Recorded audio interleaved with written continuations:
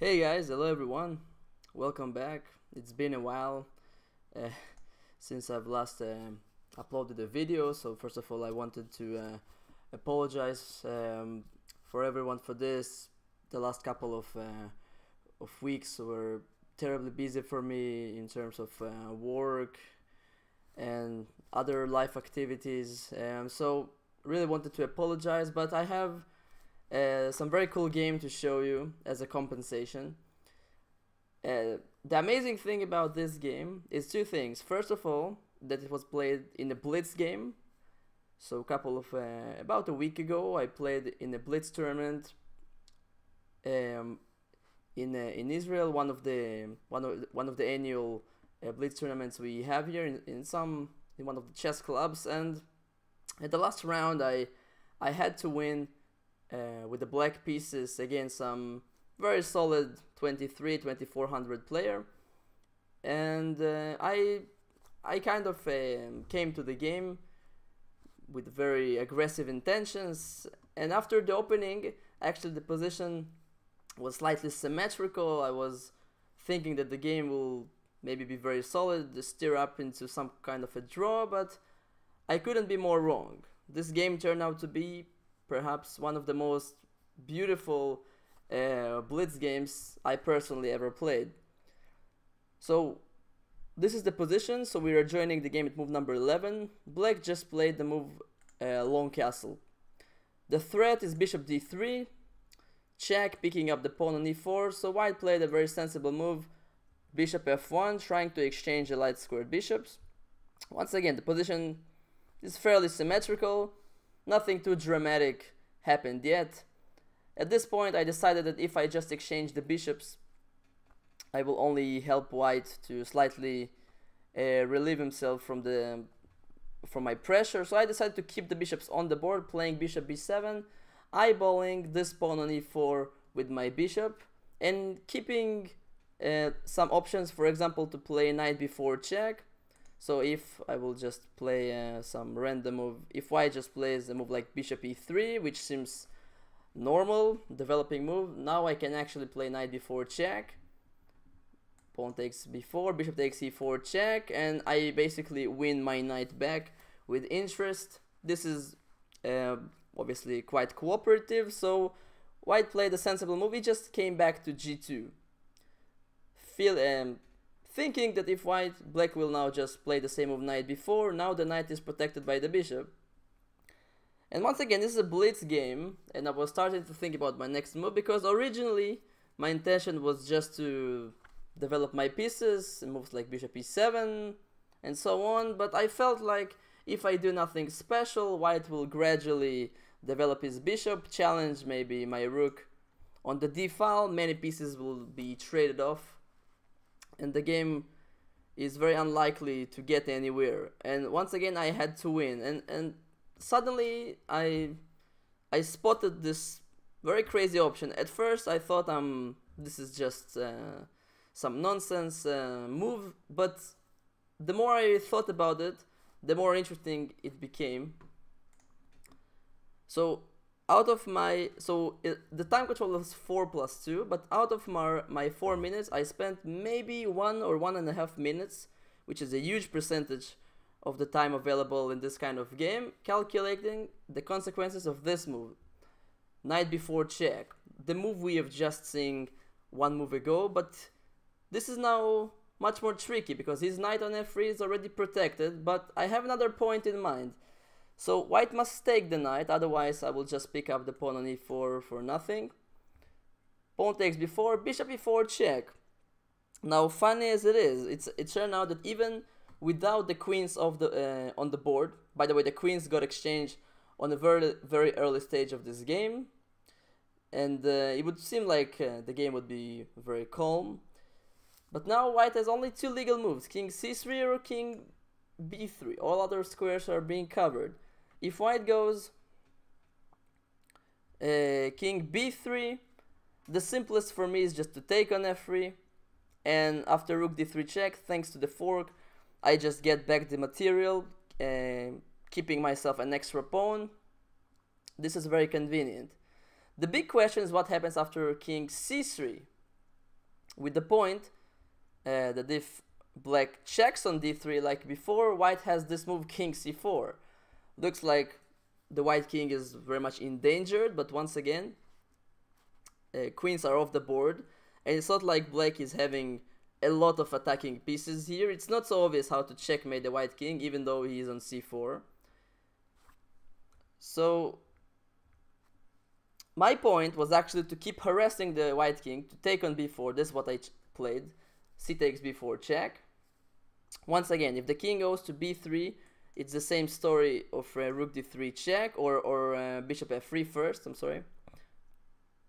So he was forced to play king c4, and I just couldn't resist going for this variation. At the moment, black has 2 pawns against a piece, but the white king is starting to dance around the board.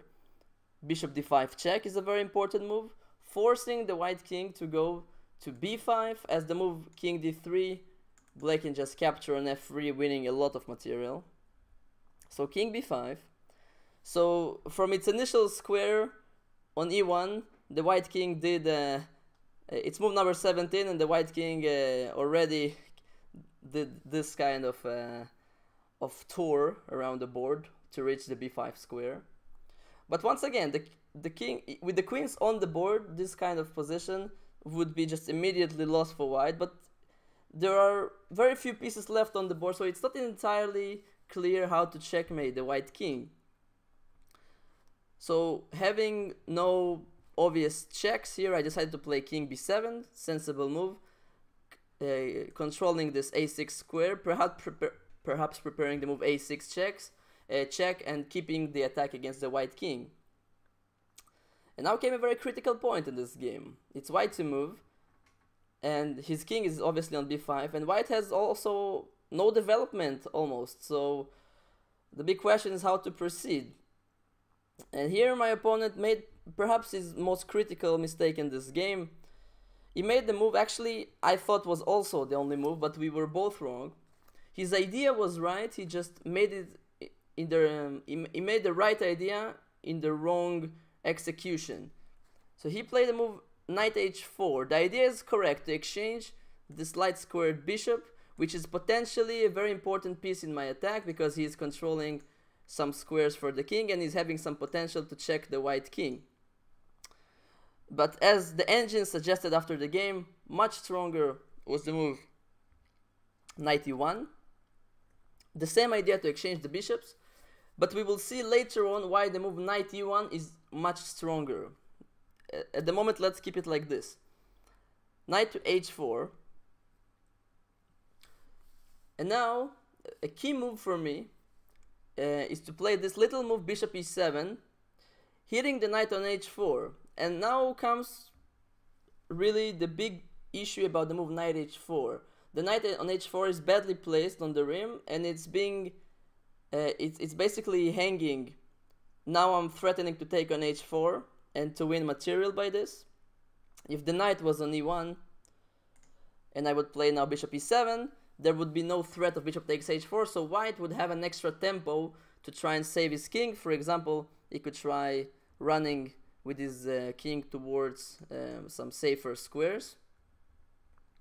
So knight h4, probably the critical mistake. Now I played bishop e7, and this gave me just enough time to build up my attack to be very strong. He was now forced to take on d5. This is a check, rook takes d5. King a4 is forced. If king c4, it's the checkmate will be very quick. Rook c8 check, king b3, rook d3 check, king to a4.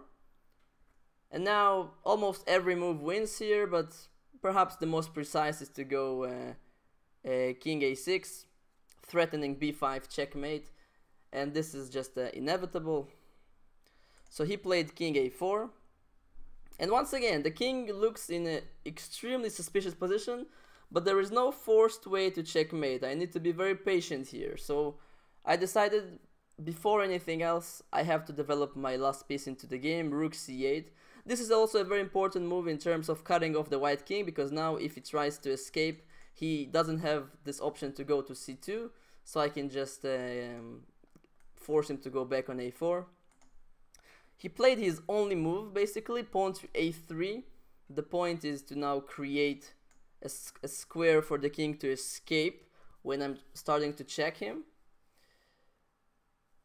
And now, once again, this is a blitz game. I think at this point I already depleted almost all of my time. I had maybe 5 or 10 seconds left on the clock with an increment of 2 seconds, but still I had to make pretty accurate moves with very little time on the clock. It's always a very tricky thing to do. So I decided to make a sensible move, rook to d3. The point is to control the b3 square, not allowing his king to escape. He now played the move bishop e3. Very sensible, you know, it's move number 22, starting to develop the pieces. It's probably a good time. And now, once again, having very few seconds on the clock, I even remember that at this point I made my move probably with 2 seconds on the clock, already being very nervous, and I played the move a6, just preparing b5. But the funny thing that after the game I showed this game to one of my students, and he asked me, but why didn't you play king to a6 with the same point of going b5 check, but with a very big difference that the king also controls the square on a5. So the king, so after b5 check, it would be a checkmate rather than just a check. And I really had nothing to say in reply. Yes, king a6 is just stronger, and the checkmate is now inevitable. Luckily for me, the move a6 was also good enough to win. So the most tenacious defense for him would be now rook c1, with the idea that after queen b5 check, king a5, once again the king reached such an advanced square, but it's not easy to checkmate him, because of if I play bishop d8 check, king takes b4, now the checkmate move would be rook c4, but thanks to this rook on c1 I don't have this resource. So now checkmating the white king is slightly more tricky. But he played the move rook to d1, and after b5 check, king a5, bishop d8 check, king takes b4, rook c4. Finally we see checkmate on the board. I was actually very happy to execute checkmate because I was once again very low on time, and I was afraid to mess up things in time trouble. Because even when you have a winning position, but you have but you are material down, and you need to find the most precise way to checkmate, it's a very tricky job. I think almost every job is tricky when you have a couple of seconds on the clock. But when the checkmate was on the board, I felt relieved, and I really felt like it was a very unique opportunity for me to play such a game. Very rarely these days I have chance to play such games where I sacrifice a piece in the opening and you know, get the opponent's king to make some walks around the board.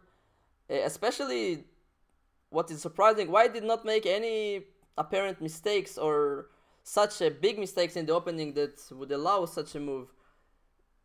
But once again, analyzing the game with the engine is always have something to say to ruin all the fun. So going back to the critical position of this game,